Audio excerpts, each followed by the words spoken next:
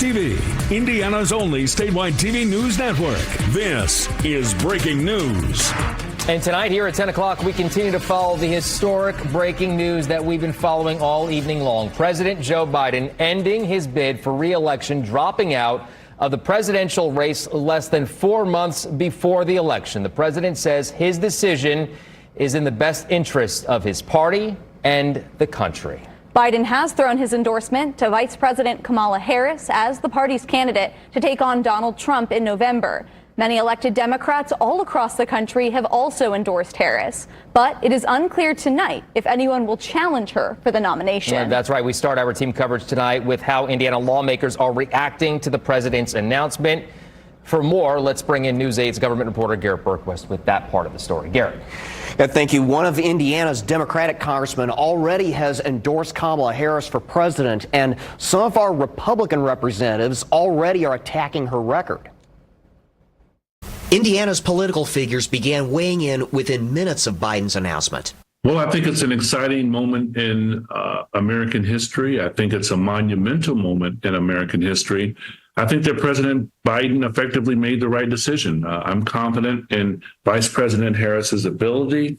I think she's the right person to take on Donald Trump. Carson had been a staunch supporter of Biden even after other congressional Democrats began calling on him to step aside.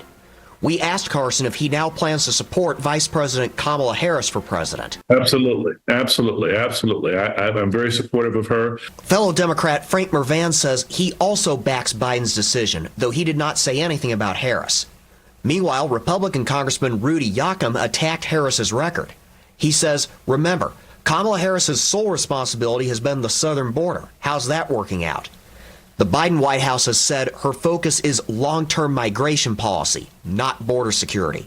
Both Senator Mike Braun and Congressman Jim Banks say if Biden believes he is unfit to run for another term, he should resign as president immediately.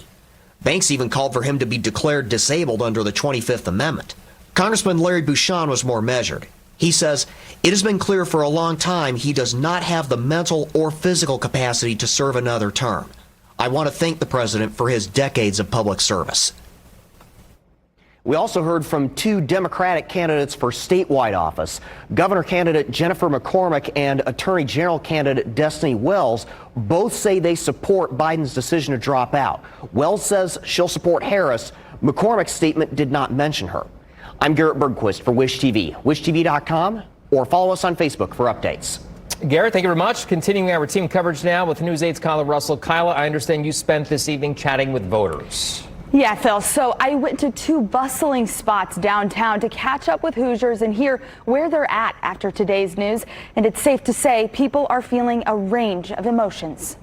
Mass Ave and Monument Circle were buzzing as Hoosiers turned on their phones to find out President Biden dropped out of the race. For some, the news comes as a relief. Yeah, I was sitting in church and my buddy told me, he looked over at me and I was like, yo, Biden just dropped out. And I was like, oh, that's kind of crazy. Andrew Parker will vote for the very first time come November. As a staunch Republican, he's happy to hear the news. For others, though, relief isn't the word they'd use. I just feel sad that he dropped out of the race at this point. I hope he had endorsed somebody else other than,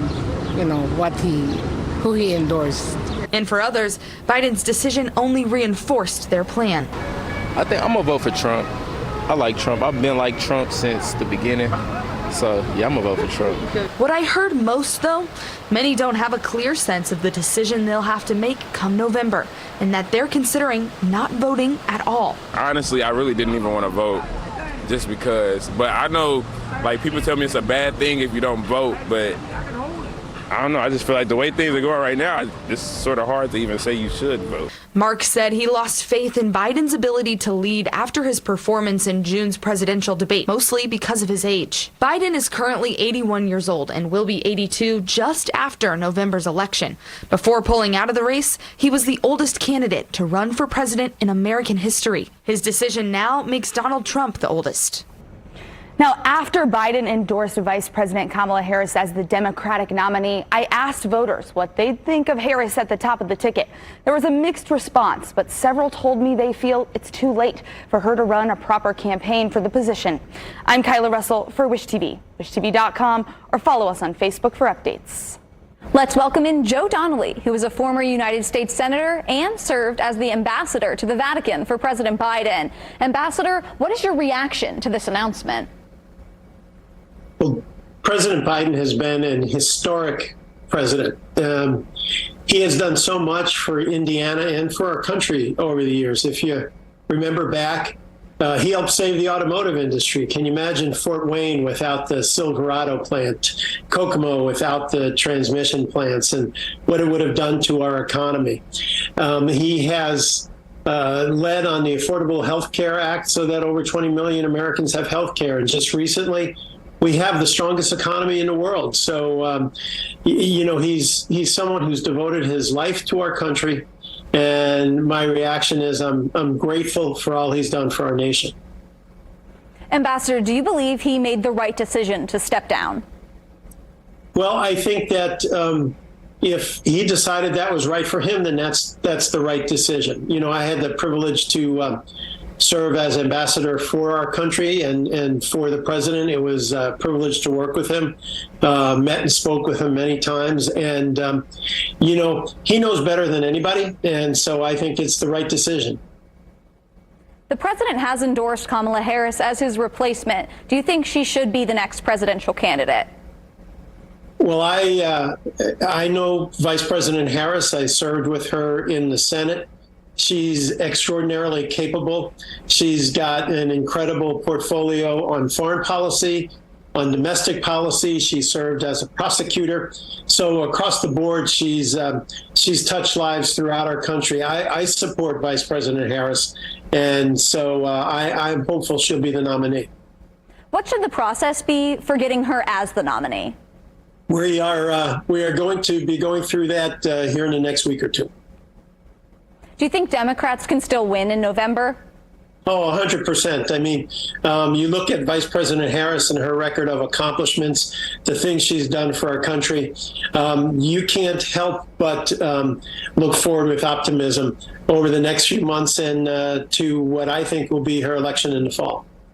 I want to go back to the criticism about Joe Biden's age and fitness. Do you think that was fair? Well, here's what I know. I know Joe Biden as a person. I was with him, just a few weeks ago, actually, when we had the G7 meetings with Pope Francis was included. And so I prepared the president. I was with the president during those meetings, and he was the same President Biden I had known at the time. And so, you know what? My view of this is he's been an extraordinary president for us. We are charting a new course now, and that's where the focus should be. Do you think Democrats can rally enough support around the next nominee? Oh, I do. I think that I actually think that the entire country will be riveted over the next couple of weeks, next month. Watching this, they'll get to know the vice president like I know her, and get to realize what an amazing person she is. Thank you, Ambassador, for joining us for this conversation. We look forward to hearing from you more as this develops. Oh, it's my privilege. Thank you. Good conversation there. Coming up, we have much more on President Biden's historic decision tonight. Indiana's best political team joins us in studio to share their reaction. Stick with us. We'll be right back. Wish TV News, reaching more Indiana homes than any TV station in the state.